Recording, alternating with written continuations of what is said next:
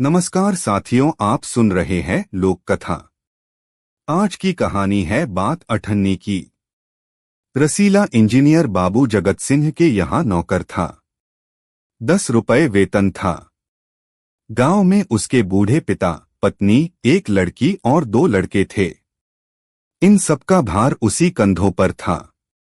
वह सारी तनख्वाह घर भेज देता, पर घरवालों का गुजारा न चल पाता।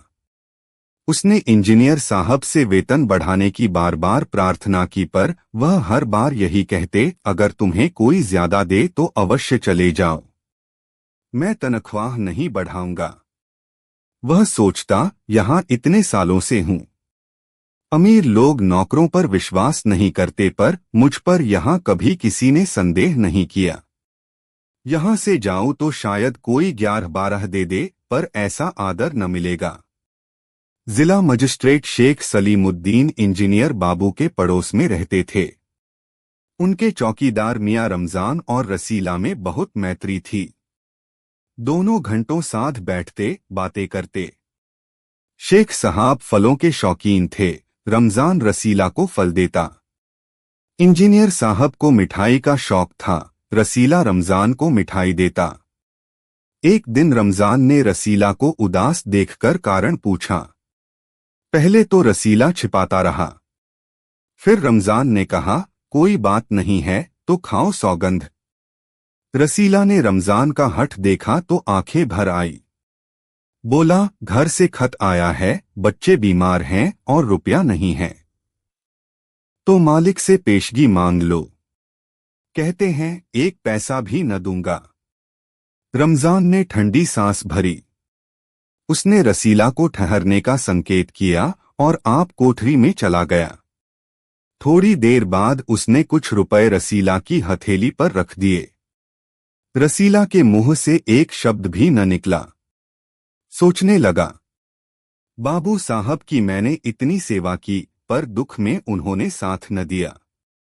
रमजान को देखो गरीब है, परंतु आदमी नहीं, देवता है। ईश्वर उसका भला करे। रसीला के बच्चे स्वस्थ हो गए। उसने रमजान का ऋण चुका दिया। केवल 8 आने बाकी रह गए।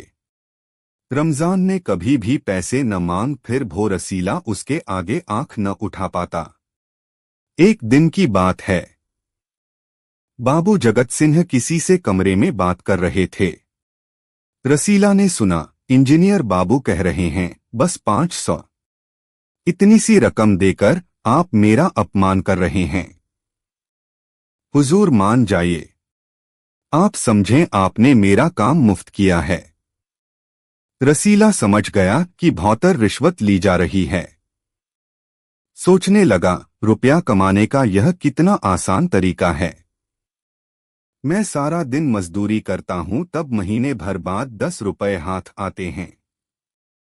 वह बाहर आया और रमजान को सारी बात सुना दी।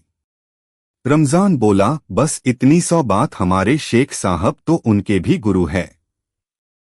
आज भी एक शिकार फंसा है। 1000 से कम तय न होगा।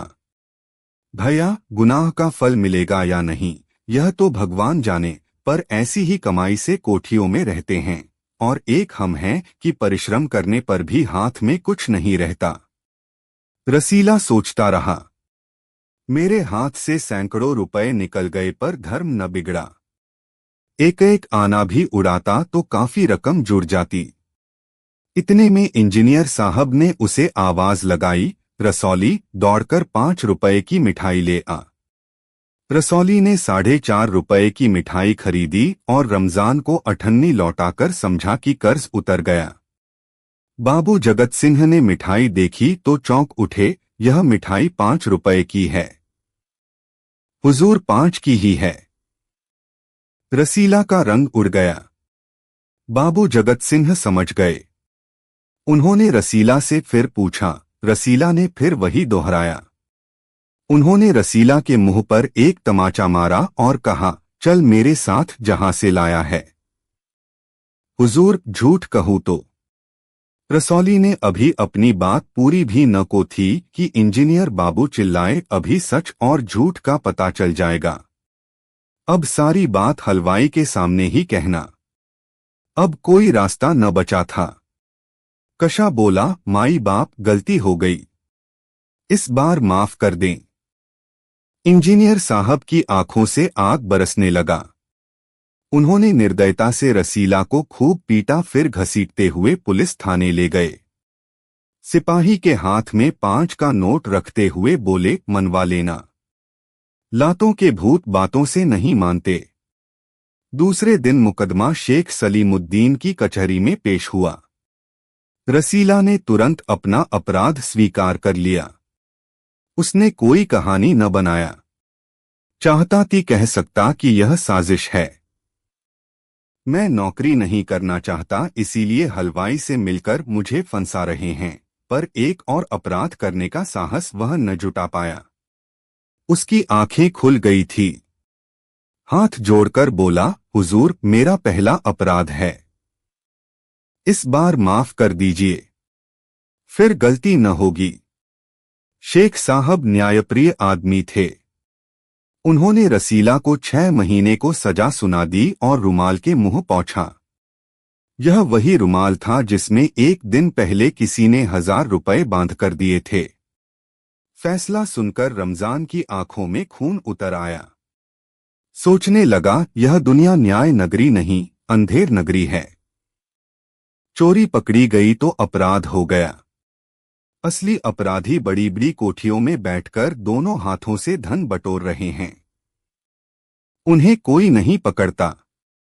रमजान घर पहुंचा। एक दासी ने पूछा, रसीला का क्या हुआ? 6 महीने की कैद। अच्छा हुआ, वह इसी लायक था। रमजान ने गुस्से से कहा, यह इंसाफ नहीं, अंधेर है। सिर्फ एक अठन्नी की ही तो बात थी।